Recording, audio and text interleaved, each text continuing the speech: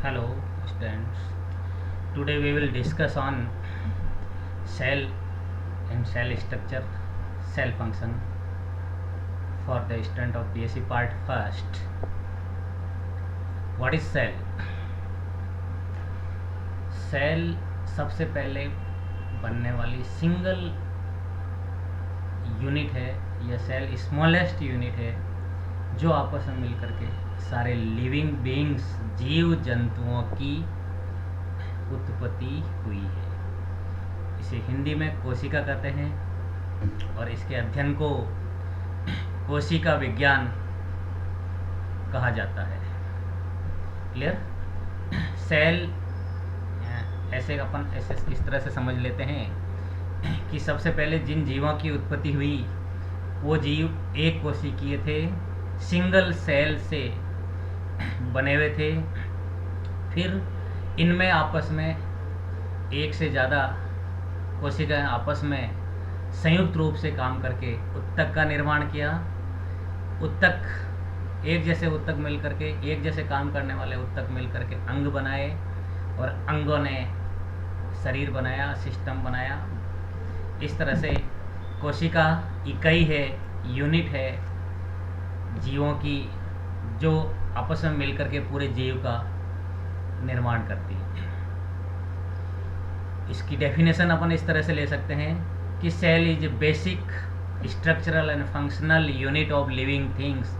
सजीवों की संरचना की इकाई है, कार्य करने की इकाई है और उनकी जैविक क्रियाओं की इकाई कहलाती है।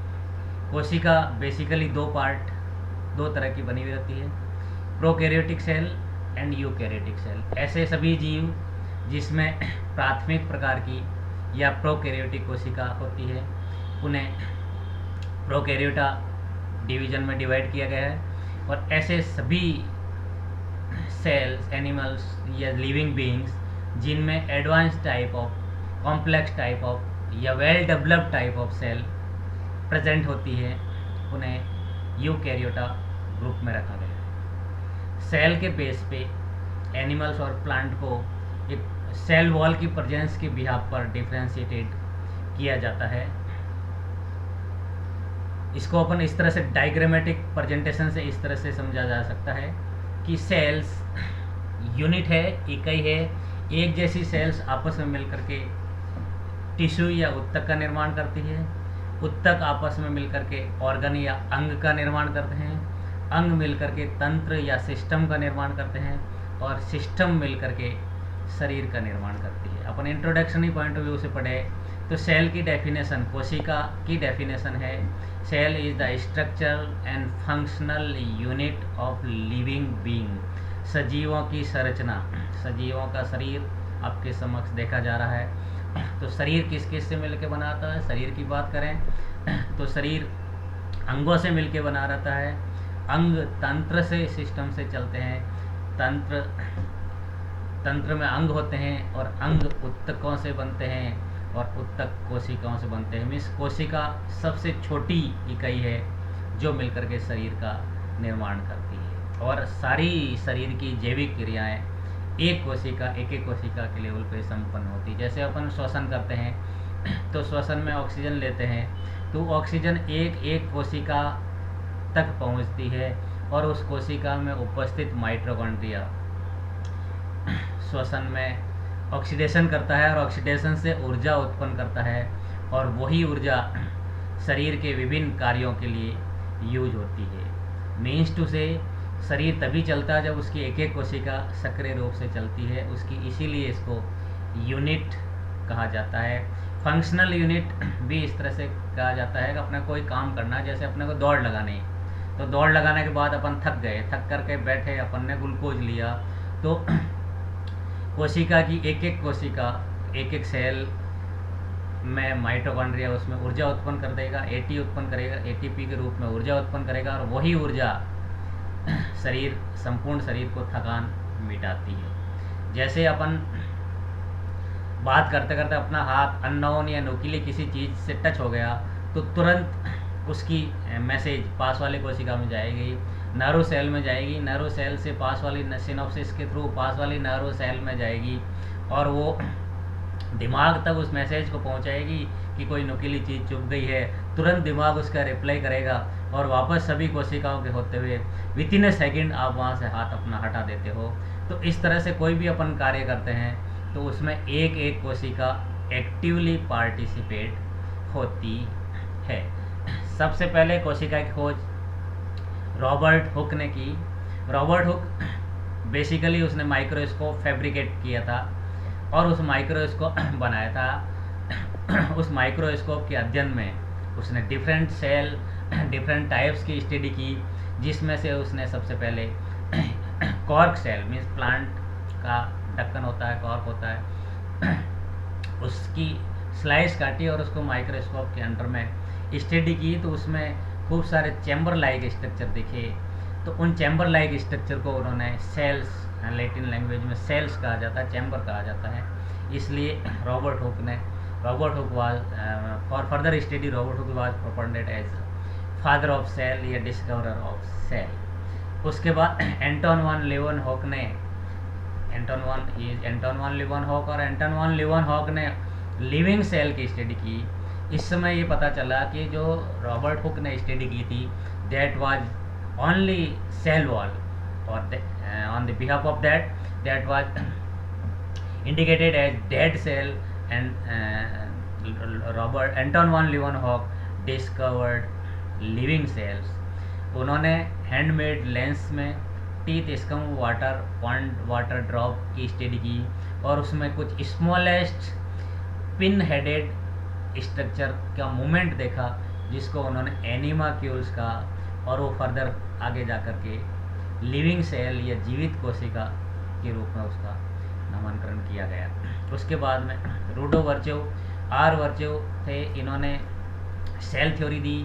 इन्होंने ये कहा ओमनिन सेलुली ई सेलुली मीन्स नई कोशिका की उत्पत्ति पूर्व में स्थित कोशिकाओं से ही होती है। Okay, first of all 1665 we will discuss on Robert Hooke. Robert Hooke is English scientist. He coined the term cell because he found, उसने ये देखा कि कोशिका में चारों ओर चैम्बर लाइक स्ट्रक्चर होता है, मीन्स कक्ष होता है। जैसे एक मकान में 4 कमरे होते हैं, कक्ष चैम्बर होते हैं या 4 कक्ष होते हैं। इसी कक्ष को उन्होंने सेल नाम दिया और फिर धीरे धीरे इसकी डिस्कवरी सेल हुई।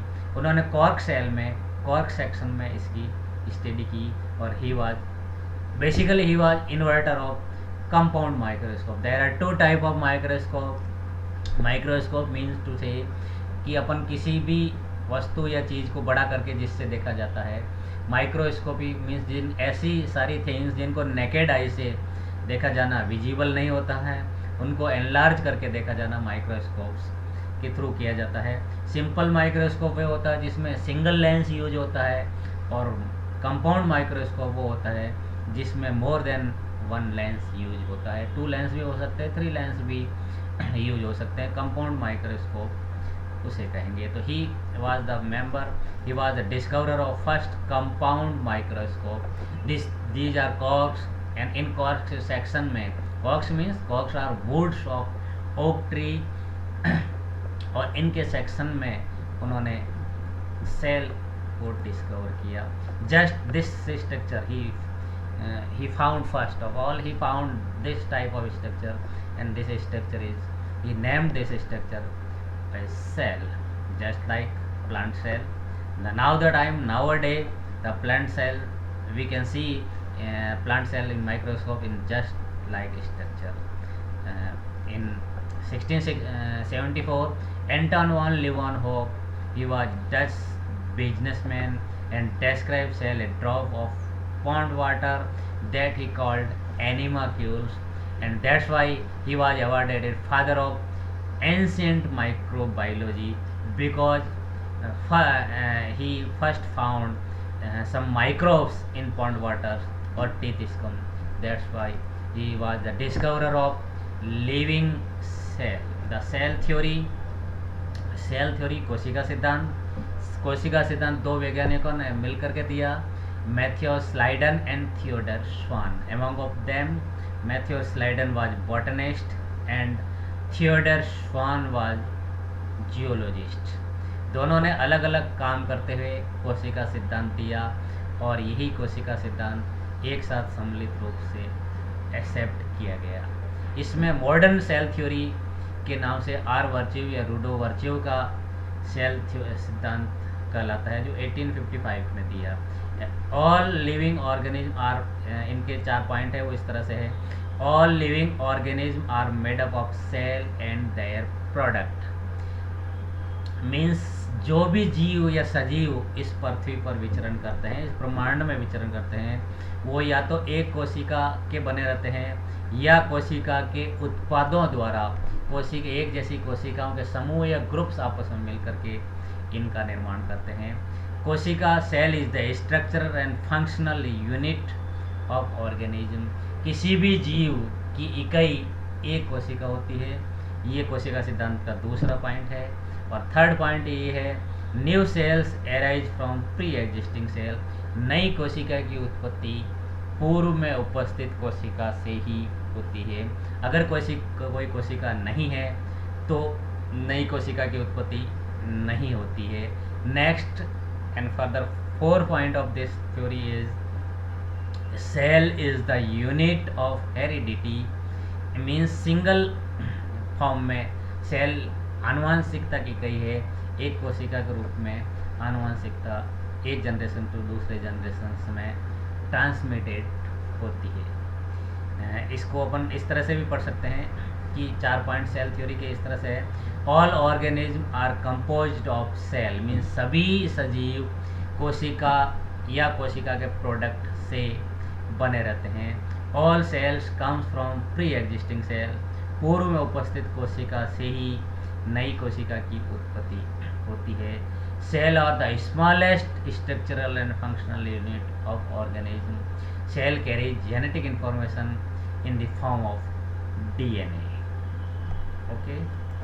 Then 1838, Matthew Jacob Schleiden, German botanist, concluded the plant tissue are composed of cell, and he was discoverer of cell theory. Then Swan, German geologist, 1839, concluded that the all animal tissues are composed of cell, and he also proposed cell theory.